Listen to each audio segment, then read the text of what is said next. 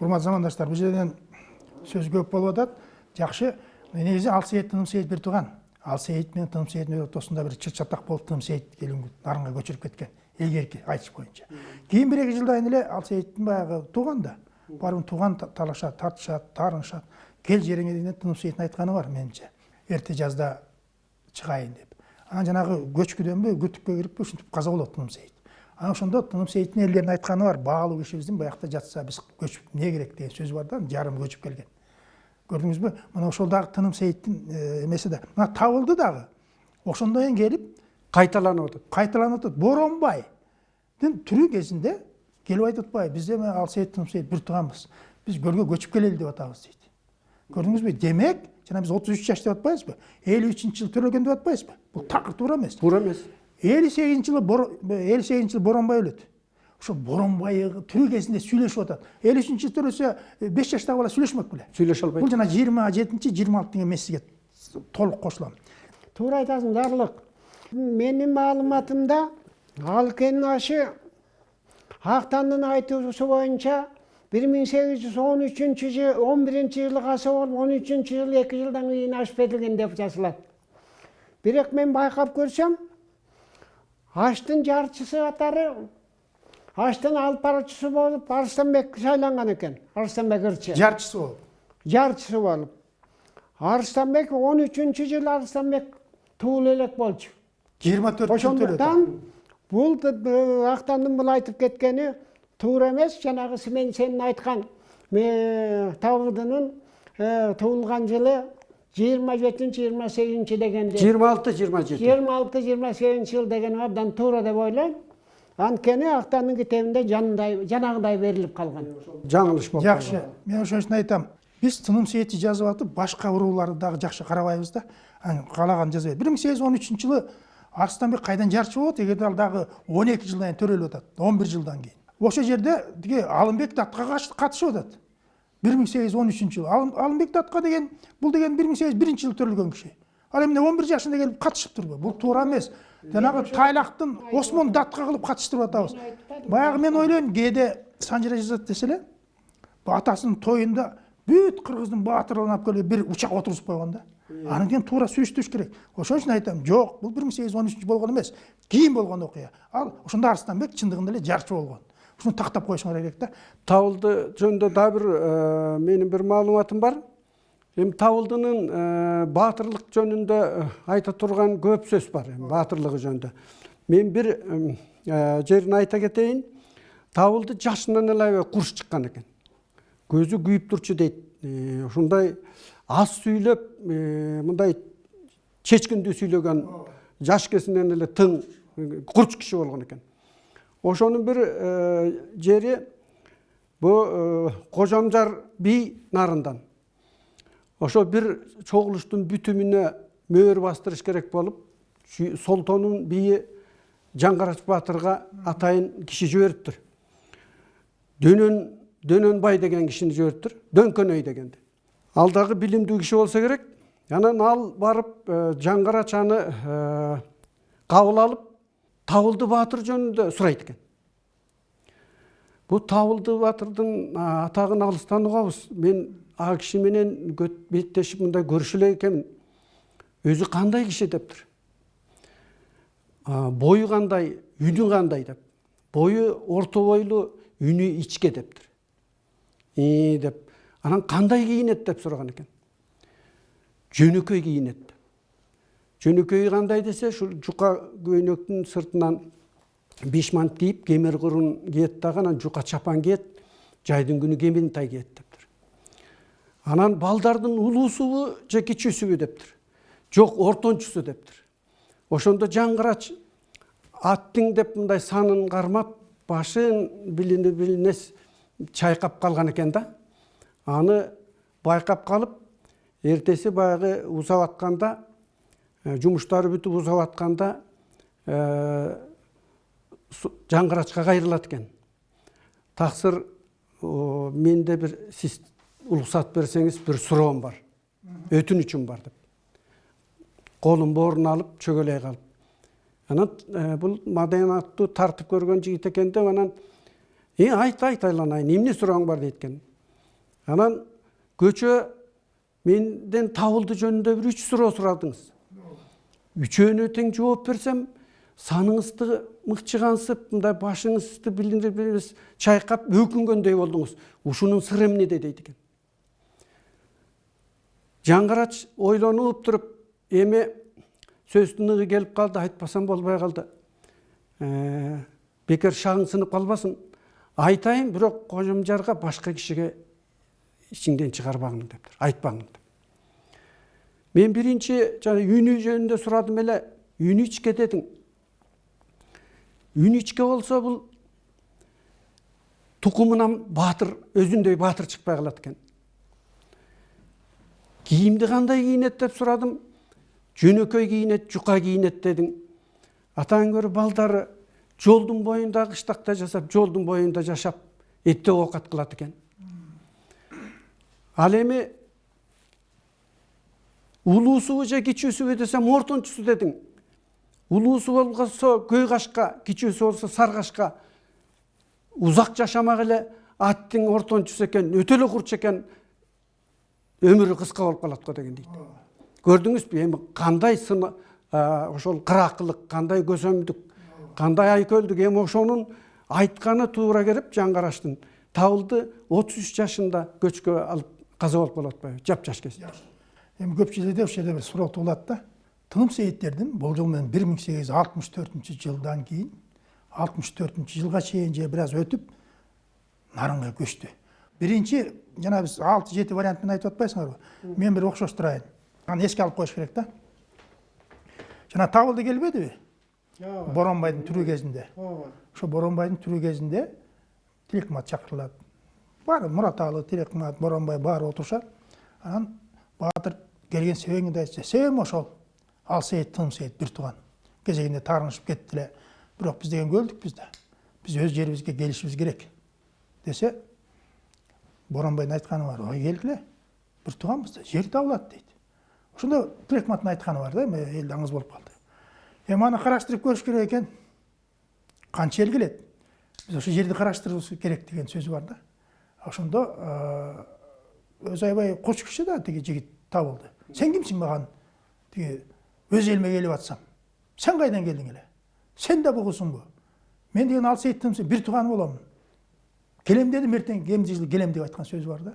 Элде калып калган. Анан Тилекмат жана каргышы, ок какшал. Сен улуу башыма ушундай деген сөзү бар да. Ушул дагы болсо, жана экинчи жолу көчкөнгө табылды каза болуп калып, кийин жана көчкүдө калды деп атпайсыңарбы? Чындыгы көчкүдө калган. Анан баягы Тилекмат барып Кур'ан окутканы барганда энесине айтканы бар эмеспи? Данышман, эми ушинтип бир ачууңузду алып койсоңуз болот десе, айтарын айтып алып кеч болуп калды, кайтара албай калдым деген сөзү бар да. Мен ушуга эмне үчүн окшоштурам? Анткени Чыныбай Тилекмат уулу Караколдо Оёздун жардамчысы болгондо, бул Кыдык уруусунда Бектиянын Атакан деген баласы болгон, ошол болуштукты талашкан да. Анан ошо бир аңыз сөздөр калганда Чыныбайдын айтканы бар да. Тыным Сейиттерди көчүргүлө, болуш болсун, бир жерге чогулсун. Сага мен Кыдыктын отургузуп берем деген жери бар да. Ошондон Атакан чуркап жүрүп анан Тыным Сейитти көтөрүп бошоткон ошол дейт. Анткени Чыныбайдын жана атасына катуу сөз айткан үчүн таарынып калган деген сөз бар да. Бул жеке эмес, жана Малай аксакалды да билесиңер да, көчүрүп атканда бугуларды Кара Чаке келбедиби? Кан кайдан келип сен башкарсаң, Кап кайдан келип мен башкарсам, ушул жерге жашап аткан жерге кайда көчүрүп атасың? Деп атпайбы? Ошондо тиги бугунда көчүрбөй калган деген сөз бар да. Ошо жана экинчи, үчүнчү жолу бир аз көчүрүп жиберген ошол болуштук талашканы. Жанагы сиз 6-7 вариант айтып атпайсыңарбы? Мен ойлойм ушул вариант тагыраак да, жанагы Чыныбайдын ичи күйүп калганы. Бул чындыгы элдин арасында айтылып калган сөз. Мен аны көрүп келген жокмун. Бирок эл айтып атат, тынчтык ошонун причинасы ошондой, Чыныбайдын таарынып калганы дейт, баягы Табылдынын атасына катуу кыйкырган. Бул чындыгы жакын болуп атат да. Эми айтсаңыз, бул Табылдынын сөөгү кайда коюлган? Табылдынын сөөгү Ушул жерде айтылбайт да. Тыным Сейит уруусу адеп биринчи жолу ушу Токтогулдун 9 жанагы Керен Кабырадан келгенден кийин белек баштаган бугу туугандарына таарынып, ошолордун менен аралаш жашагысы келбей, анан Нарынга көчө башкан. Токтогулдун 9 уулунан тарагандар биринчи Нарын тарапка көчүшкөн. Ошо окшош турган таарынч. Анан ошо Токтогулдун тоозунан тараган биринчи көчүп келгендер азыркы Куланак, Жамбылак турган жерлерге орношуп, Алыкенин ашы да ошо жерде өткөн. Табылды Баатыр да ошо жерде мардын Алабышыктын аркы бетине Каратоо деген жерге кыштатып ошо малды көрүп барып ошо жактан көчкүдөн каза болгондугу. Анан көчкүдөн кийин так эле ошол эле Куланакка коюлган. Куланакка. Ооба. Мен кошумчам бар, жанагы Тилекмат аке баягы Анжияндан кел атып Куран окуй кетели деп келген жери Жамбылак деп айтылып жүрөт да. Мен бир источниктен бир жерден маалыматым бар. Ошол кел атып атайын ошо байбиченин үйүнө барып Табылдыга Куран окута кетели. Мен ант берип койдум эле, убада берип койдум эле Кудай алдында окуй кетели деп, анан баягы жигиттер менен келип түшкөндө Жамбылакка келип түштү деген жери бар да. Анан ошол Табылдынын мүрсөсү Кургак Жамбылак деген бар, Жамбылактын үстүндө. Ошол мүрзөлөр бар да, мүрзөлөрдүн илгерки орундары. Ошол Кургак Жамбылакка коюлган деген менин маалыматым бар да. Эми Актандын айтышы боюнча мындай айтылат да. Атасы табылды, атасы катуу ооруп төшөктө жатканда бир жакка кеткен болот экен. Бир жактан келип, анан киши чаптырып, атаң катуу ооруп атат. Келип көрбөсөң болбойт дегенден кийин келип, атасынын маңдайында отуруп учурашып, балам келдиңби деп башы ийкеген экен. Анан кере сөзүн айт электе эле үзүлүп кеткен экен. Анан ушул кезде Жамбылактын айланасында жашаган экен да. Анан элине атасы Алыкенин каза болгон жөнүндө кабар айтпайт.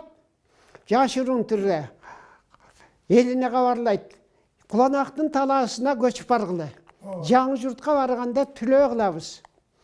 Жапырт көчкүлө деп анан өзү Актыяк деген атына өңөрүп, Алыкен сөөгүн жүктө өңөрүп барып Куланактын элин кондуруп, ал Куланактын талаасы бир кененирээк жер экен да. Ошо жерге көчүрүп барып, анан эртеси элге кабарлап, атасын каада салт менен койгон экен. Кийин Алыкенин ашы да ошо Куланактын талаасында өткөн. Жана сиз Табылды Баатыр жөнүндө жакшы айтып кеттиңиз. Мен ошол жерден да бир кошумчалай турган жери болуп атат. Ошол жана каргышка калганы кандай болгон деген жерин айтпадыңызбы? Табылды Боронбойго барып, жер сураган жерин. Жер сураганда сиз айткандай ошол баягы билармандар кошо турган, Мураталы, Тилекмат акелердин баары. Отурганда Табылды айтат: "Мына Алсейит Тынымсейит бир тууган. Мына биз мына бул жерден Тынымсейиттер нарынга көчүп кеткенбиз. Эми өзүбүз жерибизге келели деп атабыз. Мен көчүрүп келейин деп атам. Бизге жакшы мурдагы жерибиздегилерди бошотуп бергиле, же болбосо жакшы жер бергиле. Мен эми жасында көчүп келем." Деп ошентип Табылды сөзүн аяктаганда Боронбой айтат: "Туура бир тууганбыз. Караштыралы, ылайыктуу жер издейли. Жер чыгат бир туугандарга." Дегенде Тилекмат соол салат экен, суроо салып: "Табылды Баатыр, сен көчүп келем деп атасың. Көп жылдардан бери Тынымсейит туугандарыбыз ошол жака отурукташып калды. Бала бакыралуу болуп өнүп өсүп калды. Эл менен сүйлөштүңбү? Эл эмне дейт? Эл макул болобу?" деп.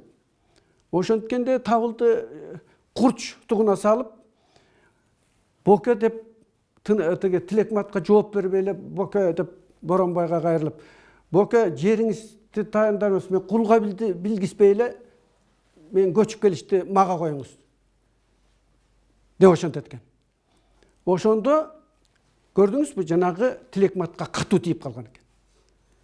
Анан ошондо жанагы каргыштын бири ошол дегендей айтылат да, каргыш. Ошондо эми мындай деген экен: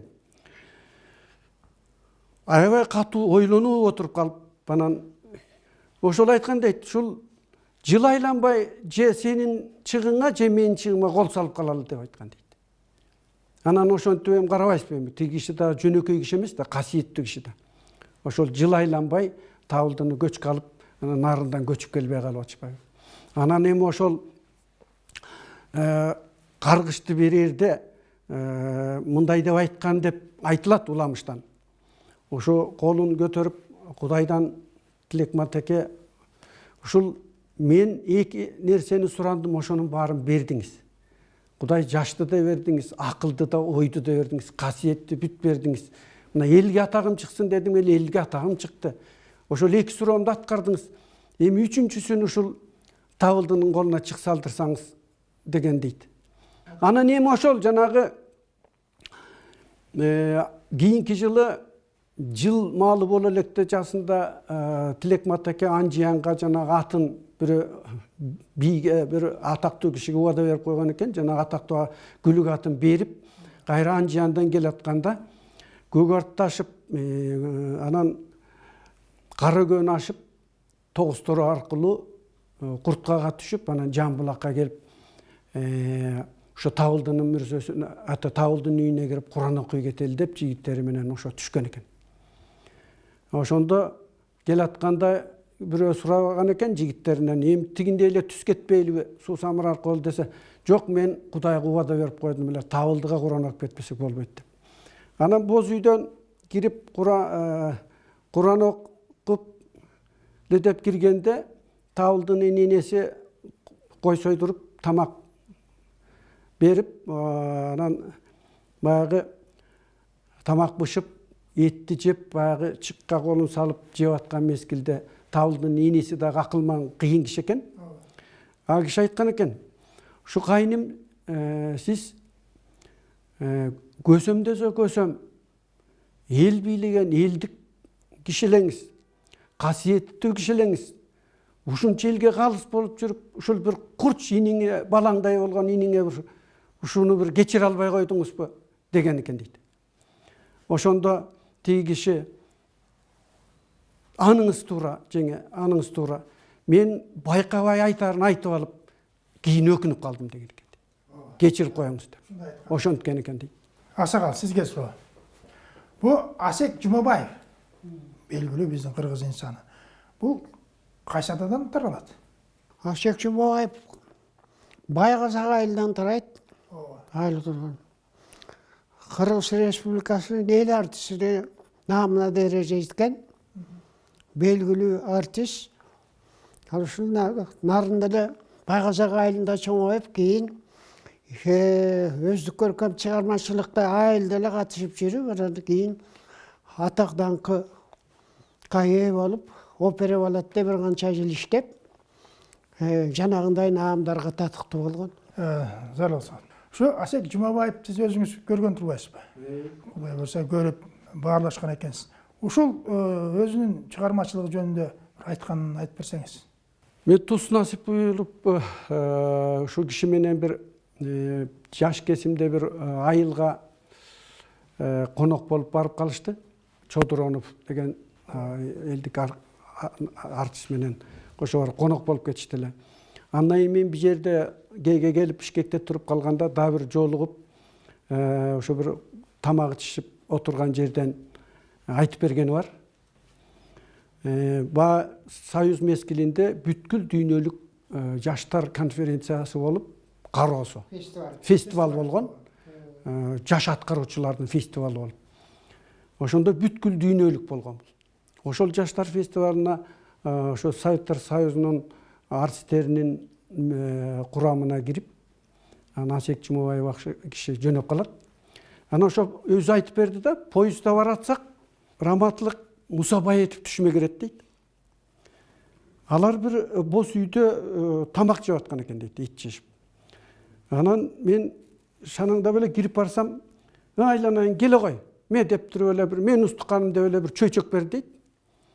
Анан чөйчөктү ала коюп эле карасам, ичинде койдун тили бар экен дейт. Анан тили мен ушундай кишинин устуканын жейин деп эле шапылдатып жеп баштасам эле, теңинен өткөндө түп жагы кичине кан чыгып турат дейт.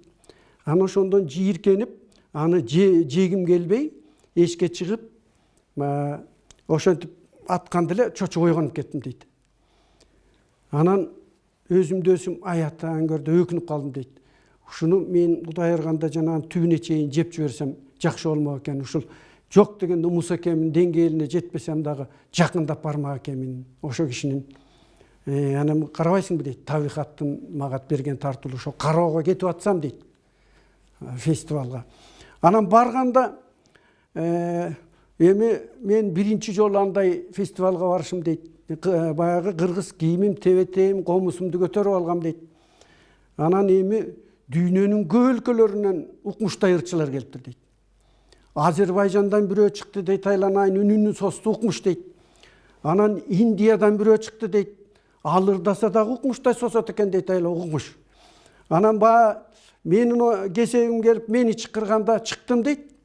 Боюмда кичинекей тыпыйып, комусумду көтөрүп алып туруп, анан баягы калыстар топ отурат дейт, айланайын көп эле ар кайсы улуттагы калыстар топ отурат дейт. Арасында бир акбаш орус киши отурган дейт. Көрсө ошол Советтер Союзунун композиторлордун союзунун төрөгасынын орун басары дейбиш, ошондой бир кадыр барктуу киши экен, ошол калыстар тобунун мүчөсү экен дейт. Анан Советтер Союзунун өкүлү деп чыктым дейт. Анан комусумду алып, бутту ачкачтырып эле анан көздү жуунтуруп, эмне болсоң ошо бол деп анан ой булбулду состум дейт. Анан колумдун келишинче баягы түштүн демиби дейт, эмнегедир сүрдөгөндөй болуп аттым эле дейт. Үнүм эмнегедир ачылып кетти дейт. Ошону менен баягы колуман келишинче ырдап бүтүп тура калсам эле элдин баары залдагылар кол чапса болобу дейт. Анан эле жүүрүлөр да баягы калыстар бүт кол чаап калды дейт. Анан бирдеме деп эле коурашып калды дейт. Тилин да түшүнбөйм дейт. Анан баягы сыйлоо мезгили келгенде, жыйынтыктоо мезгили келгенде, менин атым чыгып лауреат болдуң деп туруп анан сыйлык тапшыр дейт. Анан мени жанагы комиссиянын мүчөсү, калыстар тобунун мүчөсү орус киши менин колумду кармап туруп айтты дейт.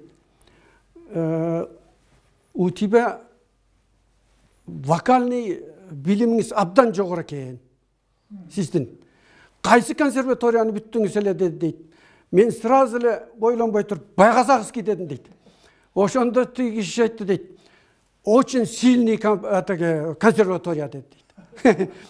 Мен өзүм ошондо Кудай оозума сала берди дейт. Мен өзүм 4-эле класста билимим болсо дейт. Же бир жогорку билим, же болсо бир орто билимим жок болсо музыкальный. Анан ошол оозума келиптир, Байказак атам нарба колдоп деп эми жанагы абам айтып аткан Байказак уруусунан. Байказакта чоңойгон киши да. Урматтуу замандаштар, мына көрдүңүздөр Асекчим абай. Байказак деп атпайбыз, жана Акбагыштын 6 баласы болгон атам айтып кетти. Сырымбет, Байказак, Үркүнчү, Орус, Кутуш, Монко деген балдар бар. Ошо Байказак чоң атасынын атын айтканда. Эми ошол чоң атасынын атын алып, булар азыр айылдагы Байказак айылы деп аталат да. Эми сиз айтсаңыз, биз Шалтакай келбедикпи? Бактыгулдун Чабалдай, Кызылтас, Меңдибек деген аял болгон. Эми ушундан таратып бериңиз. Жана кеп салбадыкпы, Шалтак атабыздын улуу баласы Бактыгулдун 3 аялынан тарайт деп. Анан мен жанагы аялдарынан эмне үчүн аталып калган жөнүндө да айттык, түшүнүктүү. Эми ошол Чабалдай эне эң улуу байбичеси экен. Андан Кешикчи, Өзүкчү деген 2 уул төрөлүптүр. Кешикчиден Ажы, Жумааке, Төлөөке. 3 бала. Эми ошол Ажыдан Жутабай, Дүйшөбай. Эми Жутабайдан Үкү, Бытый, Акбай. Анан эми ушул жерде мен Бытый аксакал жөнүндө, атабыз жөнүндө айтпай кетпесем болбойт. Бытый өзү баягы көлдө жашаганбыз да. Жуукуда турушчу агесте. Чабалдай урус. Чабалдайдын тукумдары. Бытый өзү аябай бай, малдуу жандуу. Эми айтыбызга караганда бир касиети бар, колдоочусу бар, айкөл киши болгон дейт. Ошон үчүн Кудай Таалам буга мал жанды да бериптир. Анан 7 уул эркек балалуу болот. Анан эми малы дагы жылкысы көп болор эле дейт. Жылкы бай болчу деп. Ошо 7 уулун айтып коюңуз. Анан эми 7 уулдан Жанузак, Жансары, Кулунчак, Кошалы, Алымбек, Балчак, Жаныбек. Мына ошол эми мен бул 7 уулдун 6-чысы Балчак Баатыр жөнүндө дагы кичине сөз кыла кетейин. Балчак Баатыр төрөлгөндө эле бир жишаналуу, денеси чымыр, көзү курч, көзү күйүп турчу эле деп айтышат. Анан мүчөсү да башкача, балбандын мүчөсү өзгөчөрөөк болот го, ошондой болуп жашынан эле аябай тың чыккан экен. Кичинекейинен эле жигиттерди, достор, тең туштарын топтоп алып, жанагы ошол баягы ошол мезгилге жараша жортуул жасап, эки жактан жылкы чаап алып, сырттан бири-биринин жылкысын чабыша берчү турбайбы? Ары текеси аркылуу келип Кытай калмактар деле, кошуна казактар деле ошол мезгилде сырткы жоолордон көчмөн калк эмеспиз, ошол мезгилде сырттан жашынан эле ошол өзүнүн айылын, жерин, элин коргоп баштайт экен. Анан бул Балчак Баатырдын бир окуясын кичине кыскача айтып кетейин. Туура көрсөңүз, эмне үчүн баатыр болуп калган? Баатырлыгынын бир касиети. Бир күнү Бутыйбайдын жылкысына тийишет сырттан. Көп жылкысын айдап кетишет. Анан аны уккан Балчак Баатыр жигиттерин чогулта алып атасынан бата алат. Ата, батаңызды бериңиз, мен аркасынан барып жылкыны ажыратып келейин деп. Анан ал аркасынан жөнөйт, бир атар бараңы бар экен, ошону алып алат. Жигиттер найза жарак жаптыктарын алып аркасынан аттын күчүнө салып, күнү түнү деп жүрүп отурушуп, эртеси таңга жуук жылкынын изине түшүшөт. Көрсө, булар атайын даярданып келген, булар деле ойлойт, же калмак болуш керек, же казактар болуш керек деп. Көрсө, ошол жанагы каркыранын ичинен суу бойлоп жүрүп отуруп, анан бир кургак жерге чыккан жерден жылкынын изине түшөт. Изине түшкөндөн кийин алар баамдашат, казактар турбайбы деп. Кой деп аттарын чалдырып алышып, кичине өзөк жалгап алып, анан жүрүп отуруп, эртеси шашка чейин анан казактардын айылына каркыранын ичине кирип барышат.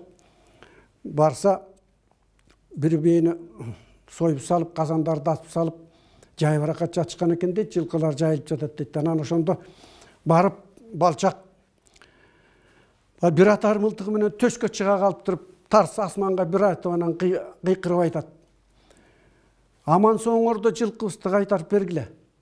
Же болбосо майып болуп каласыңар. Биздин жылкы деп. Аны ошондо тигил казактар камарыбайт дейт. Шашпай. Анан бир дардайган чоң балбаны көрсө, аларды баштап келген казактын атактуу бир балбан экен. Ал бир обу жок, казак кыргызга белгилүү балбан экен да. Анан ал дардайып чыгып айтат: "Ай, боорум, аман эсениңерде кайра жолуңарга түшкүлө. Майып болуп каласыңар бөйдө. Жылкыны койгула, өзүңөр майып болуп каласыңар" дейт. "Же мага тең келип кыргыздардан жекеге чыкчуңар барбы" дейт. "Балчак мен чыгам" дейт. Анан тигилер Баатыр айтат: "Ойбой, бул кыргыздардан мага тең келе турган чыгып калды. Бул бечара бөйдө өлүм болгону калды окшойт. Андай болсо атты минейин" деп, ал ат мингенде Балчак баягы жолдошунан найзасын алып, жаптыктарын кийип келген, ала калып туруп анан каршылашып, 2-3 жолу кагышып өтөт.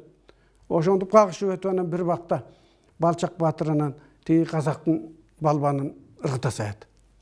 Сайганда эле тиги жигиттерине айтат: "Эсине келгиче байлагыла" деп.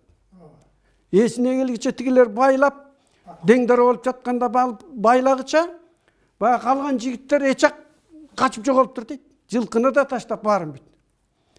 Анан баягы этти жеп, курсактарын тойгузуп, жылкыны айдап алып, казактын Баатырын таңып атка мингизип, колго түшүрүп кайра келет экен.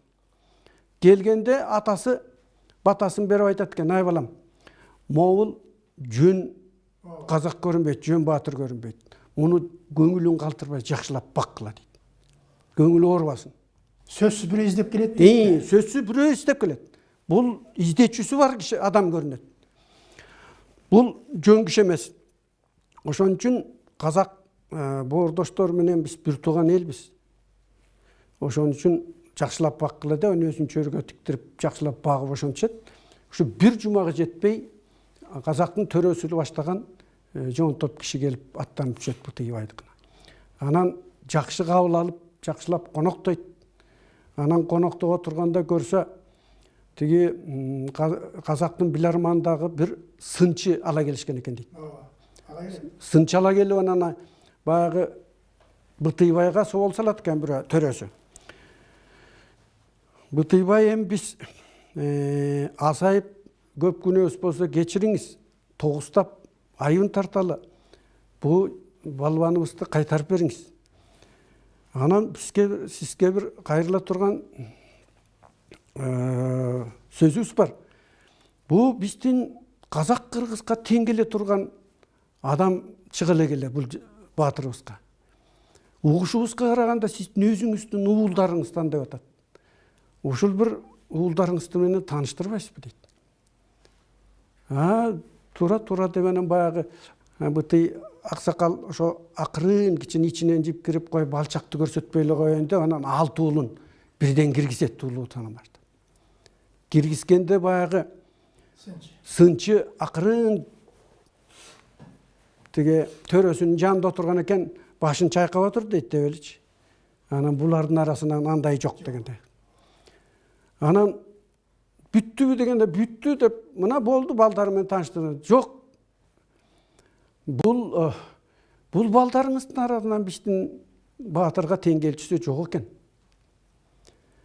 Сизде дагы бир уулуңуз бар деп эди беле, 7 уулуңуз. Анан аттың болбоптур эми балчакты чыкыргыла дейт.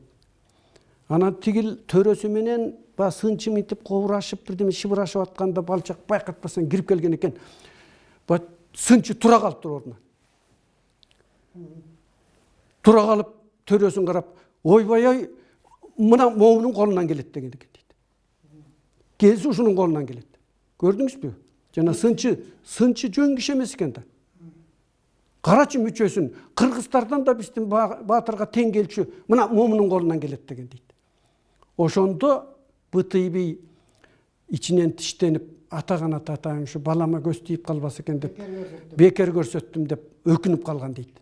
Анан эми ошон үчүн ошо көз тийип эми эки баатырды дос кылышып баары жакшы узатышат. Бутый Балчак баатыр жаш өлүп калат эмеспи? Балчак баатыр өлгөндө мен ушул жерден дагы бир нерсесин айта кетейин. Балчак баатыр өлгөндө Бутый 200 серке сойдуруп, ошонун майын, тыбытын, анан тайгунандарын жалын кырктырып, Кашкардан уйгурларды чакыртып, ушул уйгурларга күмбөз салдырган дейт. Мен ушул кайсы жылы салынган жөнүндө мен дагы бир маалыматтан тастыктап чыктым. Ошо 1960 жылы Сарулук бир аксакал киши айтып бериптир. 16-жылы үркүп Текеске барганда, Турпанга барганда, бир 92 жаштагы уйгур аксакал киши менден сурап калды деп айтат дейт. Кайдан келдиңер деп. Шу көлдөн келдик. Көлдүн кайсы жеринен? Жетөгүздөн, Жууку деген жерден келдим. Айланайын, жакшы. Бутый баатырдын мүрзөсү турабы деп сураптыр. Балчак баатырдын күмбөсү барбы деп сураптыр. Анан турат, күнү бүгүнкүдөй турат десе. Ошону мен унутпайм такыр. Мен 12 жашымда атам дечип барып ошонун ылайын ыйлешкем деп. Көрдүңүзбү? Ошону мына ошол Балчак баатырдын мына 92ден кайра артка алып келгенде 1856 ошол жылдары курулган болуп калып атпайбы? Салынган болуп. Өлгөн болуп калып атат. Мен ошол жерде ойлоп атам, ошол жылдар. Бул деген азыр Балчактын мүрзөсү барбы? Бар. Жуукуда турат, эми жанагы Саруу айылында дейт, Саруу айылында турат. Саруу айылында Жуукунун боюнда оң тарабында мүрсөдө турат деп. Эми жанагы мен жана ушул Балчактын тукумдарын айта кетейинчи. Ушулар барып 12-жылы Куран окутуп келишти. Урпактары барып. Мына эми жана Балчактан Ажыбай, Боронбай, Арыкбай деген 3 уулу болгон Балчактын. Ошол Ажыбайынан Мукамбет Какемат. Какематтын уулу Зайдык аба. Зайдык ака. Зайдык аба ушул убагында райкомдун секретары, сполкомдун райондун төрагасы көп жыл башкарма болуп жүрдү. Өзүбүздүн айылда башкарма болуп жүрдү. Уулдары 2 уулу бар. Казак Талгат деген азыр жакшы кызматкер болуп жүрүшөт.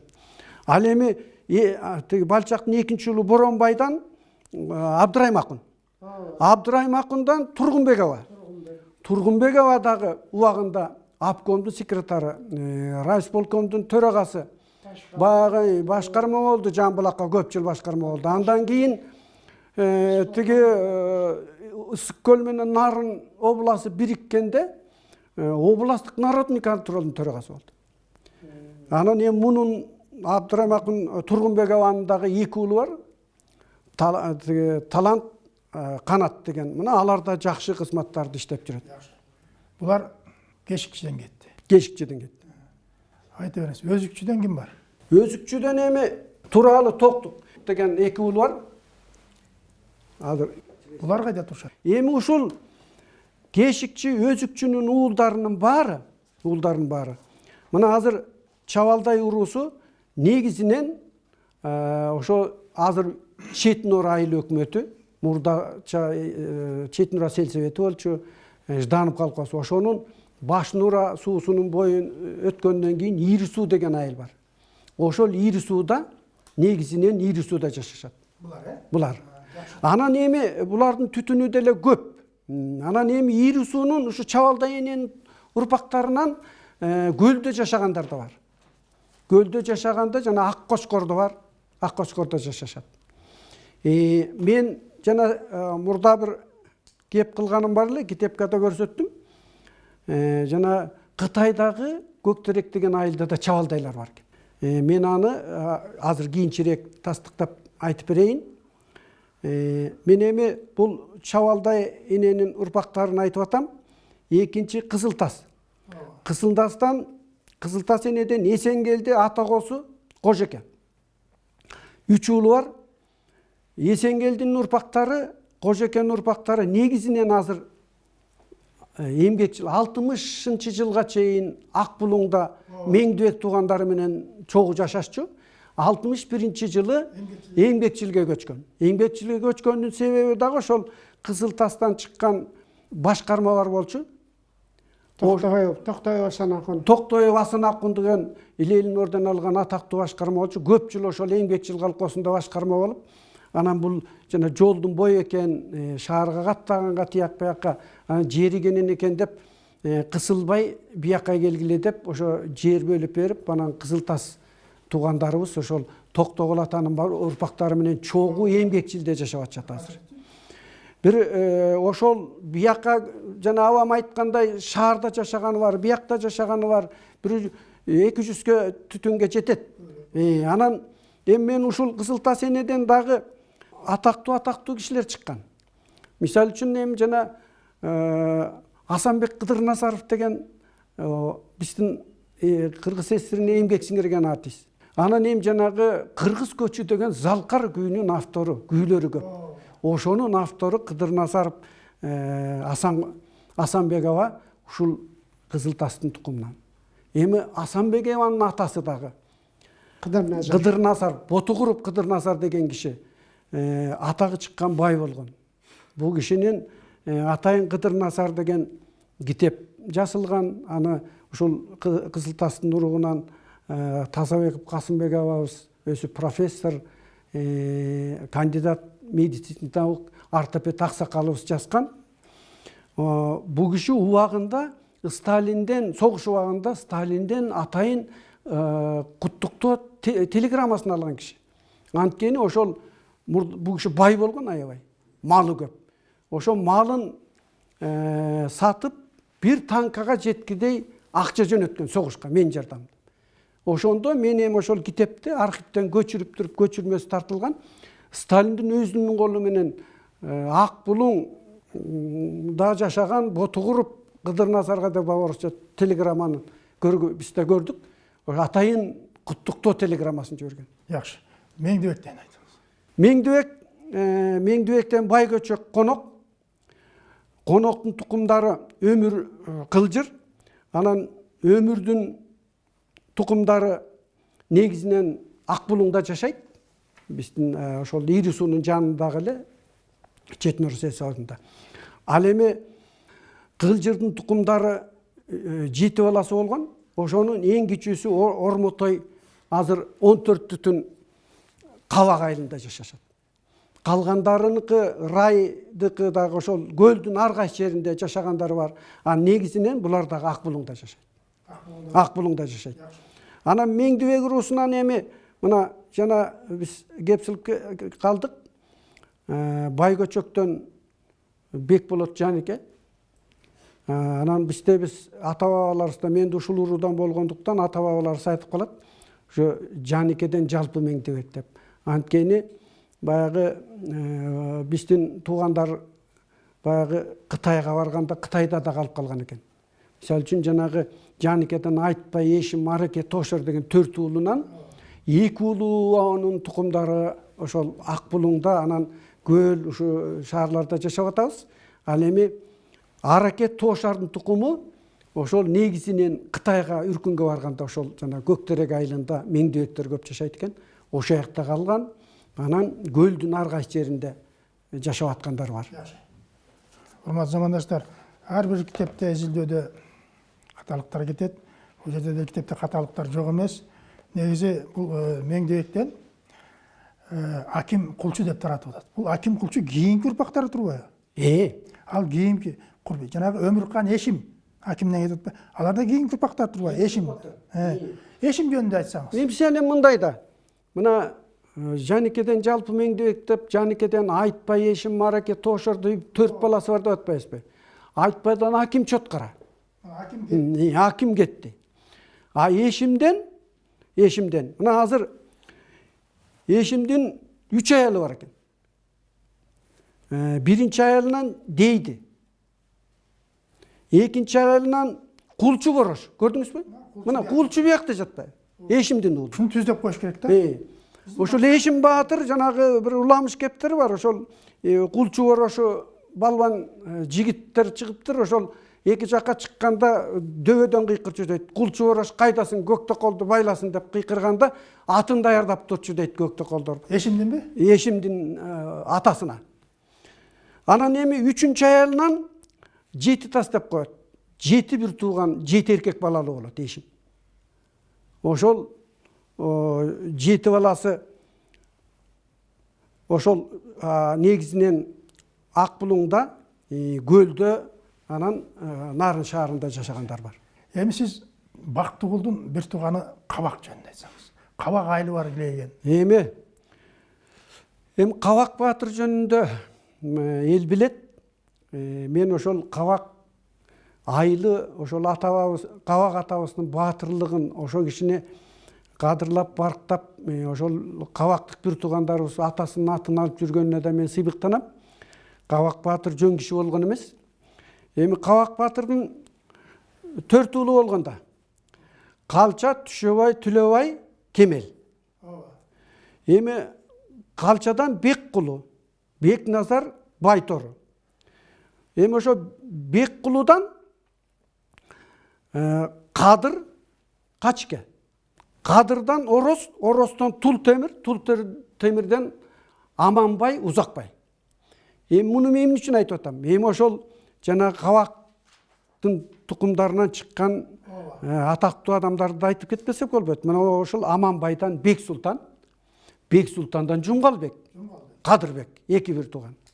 Эми Жумгалбек аба жөнүндө айтпай кетпесек болбойт. Магис убагында Ош тарапта дагы Алайда 1-чи секретары болду, Ашапкандын 3-чү секретары, эми ЦКнын секретары болду. Нарын менен Сүкөл обласы бириккенде Апкомдун 1-чи секретары болду.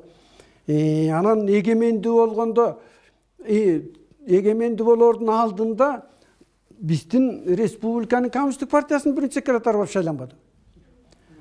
Ошондон кийин анан эгемендүүлүү болуп астын үстүн болуп кеткенде, андан кийин жаңы бийликке келип вице-премьер болуп иштеп жүрдү. Кийин депутаттыққа кетіп, біз өзі абдан жақсы адам эле атадан көрө.